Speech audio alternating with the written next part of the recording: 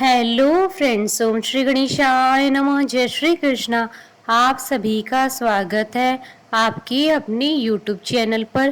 Friends, आज हम आपको इस वीडियो में बताने जा रहे हैं साल 2021 के आषाढ़ मास की कृष्ण पक्ष की योगिनी एकादशी व्रत की पौराणिक व्रत कथा, पूजा विधि, शुभ मुहूर्त, महत्व और योगिनी एकादशी के दिन धन लाभ, सुख समृद्धि और सौभाग्य में वृद्धि के लिए किए जाने वाले उपायों के बारे में।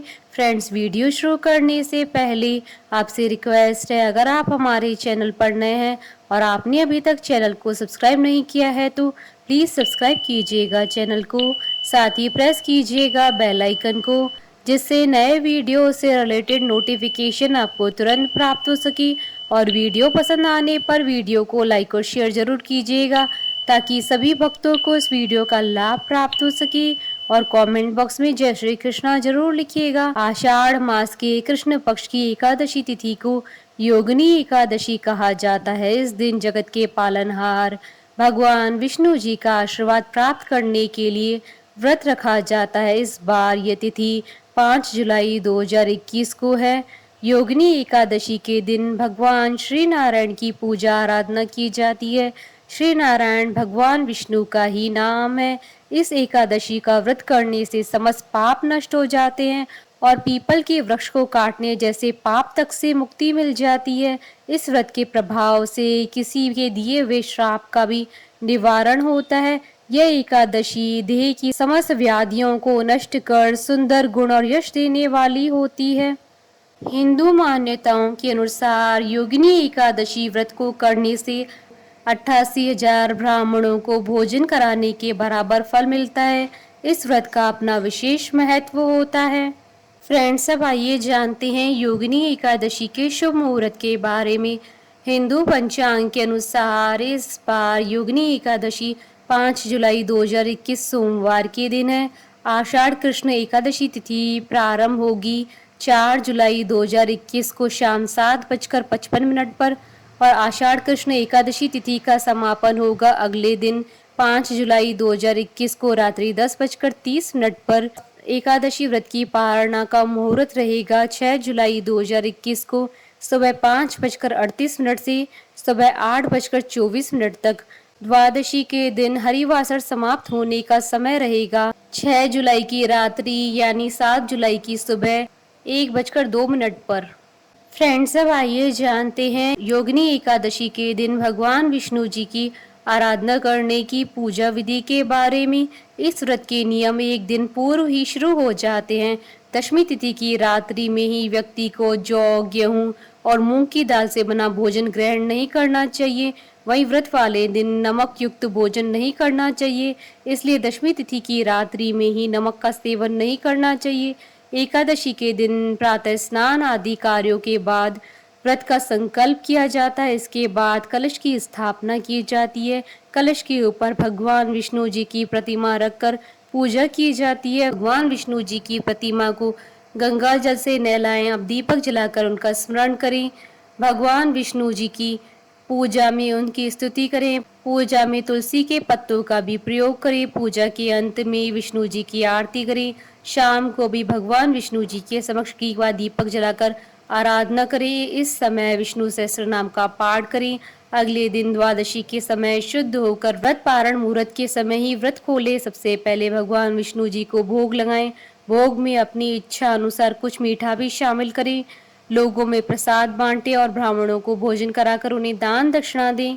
फ्रेंड्स, अब आइए जानते हैं योगिनी एकादशी के दिन किए जाने वाले उपायों के बारे में। योगिनी एकादशी के दिन पूजा करते वक्त भगवान के सिंहासन पर 5, 11 या 21 या अपनी सामर्थ्य अनुसार दक्षिणा रखें। अब आरती करें। एकादशी के अगले दिन स्नान के बाद इन सिक्कों को अपने पर्स व तिजोरी में रख दें। इसके साथ ही थोड़े चावल के दाने भी डालें। ऐसा करने से आपका घर हमेशा धन से भरा रहेगा। योगिनी एकादशी के दिन भगवान विष्णु को दूध में केसर मिलाकर अभिषेक कराने से भगवान विष्णु अपने भक्तों पर जल्दी प्रसन्न होते हैं। योगिनी एकादशी के दिन दक्षिणावर्ती शंख में गंगा जल भरकर स्नान कराने से माँ लक्ष्मी की कृपा प्राप्त होती है। योगिनी एकादशी के दिन विष्णु सहस्त्र नाम का पाठ पाठ करने से कुंडली के सभी ग्रह दोष शांत हो जाते हैं। योगिनी एकादशी के दिन श्री कृष्ण मंदिर में जाकर बांसुरी को अच्छी तरह से सजाकर भेंट करने से धन धान्य में वृद्धि होती है। योगिनी एकादशी के दिन पीली सरसों का भोग लगाने से शुभ फलों की प्राप्ति होती है। योगिनी एकादशी के दिन भगवान विष्णु की प्रतिमा के आगे गीता का पाठ करने से पितरों का आशीर्वाद प्राप्त होता है। भगवान विष्णु जी की पूजा तुलसी के बिना पूरी नहीं होती है, इसलिए भगवान विष्णु जी को तुलसी अवश्य चढ़ाएं। योगिनी एकादशी के दिन चावल का सेवन बिल्कुल भी न करें, नहीं तो आपको भगवान विष्णु की क्रोध का पात्र होना पड़ेगा। फ्रेंड्स, अब आइए आरंभ करें योगिनी एकादशी की व्रत कथा। अर्जुन ने कहा, हे त्रिलोकी नाथ, अब आप कृपा करके मुझे आषाढ़ मास के कृष्ण पक्ष की एकादशी की कथा सुनाइए। इस एकादशी का नाम तथा महात्म्य क्या है, सो अब मुझे विस्तार पूर्वक बताइए। श्री कृष्ण ने कहा, हे पांडुपुत्र, आषाढ़ मास के कृष्ण पक्ष की एकादशी का नाम योगिनी एकादशी है। इसके व्रत से सभी पाप नष्ट हो जाते हैं। यह व्रत इस लोक में भोग तथा परलोक में मुक्ति देने वाला है। हे अर्जुन, यह एकादशी तीनों लोकों में प्रसिद्ध है। इसके व्रत से सभी पाप नष्ट हो जाते हैं। तुम्हें मैं पुराण में कही हुई कथा सुनाता हूँ, ध्यान पूर्वक श्रवण करो। कुबेर नाम का एक राजा अलकापुरी नाम की नगरी में राज्य करता था। वह शिव भक्त था। उनका हेमा माली नामक एक यक्ष सेवक था जो पूजा के लिए फूल लाया करता था। हेमा माली की विशालाक्षी नाम की अति सुंदर स्त्री थी। एक दिन वह मानसरोवर से पुष्प लेकर आया, किंतु कामासक्त होने के कारण पुष्पों को रखकर अपनी स्त्री के साथ रमण करने लगा। इस भोग विलास में दोपहर हो गई। हेमा माली की राह देखते देखते जब राजा कुबेर को दोपहर हो गई तो उसने क्रोध पूर्वक अपने सेवकों को आज्ञा दी कि तुम लोग जाकर पता लगाओ कि हेमा माली अब तक पुष्प लेकर क्यों नहीं आया। जब सेवकों ने उसका पता लगा लिया तो राजा के पास जाकर बताया, हे राजन, वह हेमा माली अपनी स्त्री के साथ रमण कर रहा है। इस बात को सुनकर राजा कुबेर ने हेमा माली को बुलाने की आज्ञा दी। डर से कांपता हुआ हेमा माली राजा के सामने उपस्थित हुआ। उसे देखकर कुबेर को अत्यंत क्रोध आया और उसके होंठ फड़फड़ाने लगे। राजा ने कहा, अरे अधम, तूने मेरे परम पूजनीय देवों के भी देव भगवान शिव जी का अपमान किया है। मैं तुझे श्राप देता हूँ कि तू स्त्री के वियोग में तड़पे और मृत्यु लोक में जाकर कोड़ी का जीवन व्यतीत करे। कुबेर के श्राप से वह तक्षण स्वर्ग से पृथ्वी पर आ गिरा और कोड़ी हो गया। उसकी स्त्री भी उससे बिछड़ गई। मृत्यु लोक में आकर उसने अनेक भयंकर कष्ट भोगी, किंतु शिव जी की कृपा से उसकी बुद्धि मलिन न हुई और उसे अपने पूर्व जन्म की सुध रही अनेक कष्टों को भोगता हुआ तथा अपने पूर्व जन्म के कुकर्मों को याद करता हुआ वह हिमालय पर्वत की ओर चल पड़ा। चलते चलते वह मार्कंडेय ऋषि के आश्रम में जा पहुंचा। वह ऋषि अत्यंत वृद्ध तपस्वी थे। वह दूसरे ब्रह्मा के समान प्रतीत हो रहे थे। उनका वह आश्रम ब्रह्मा की सभा के समान शोभा दे रहा था। ऋषि को देखकर हेमा माली वहां गया और उन्हें प्रणाम करके उनके चरणों में गिर गया। हेमा माली को देखकर मार्कंडेय ऋषि ने कहा, तूने कौन से निष्कृष्ट कर्म किए हैं जिससे तू कोढ़ी हुआ है और भयानक कष्ट भोग रहा है। महर्षि की बात सुनकर हेमा माली बोला, हे मुनि श्रेष्ठ, मैं राजा कुबेर का अनुचर था। मेरा नाम हेमा माली है।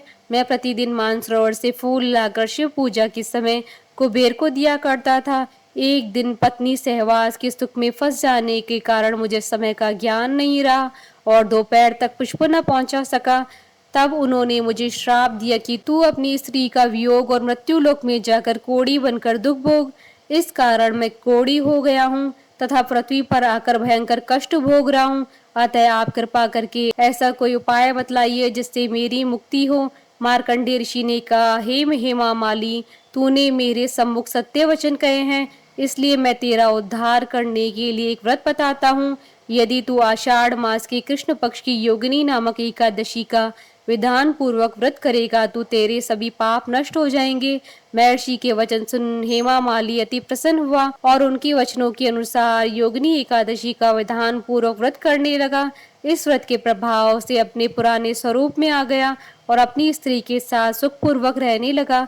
हे राजन, इस योगिनी एकादशी की कथा का फल 88,000 ब्राह्मणों को भोजन कराने के बराबर है।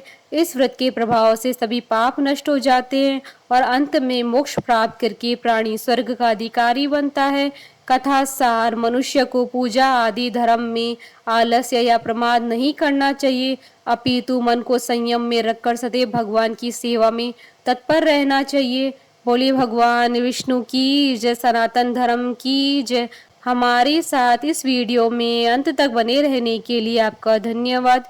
ओम श्री गणेशाय नमः। जय श्री कृष्णा।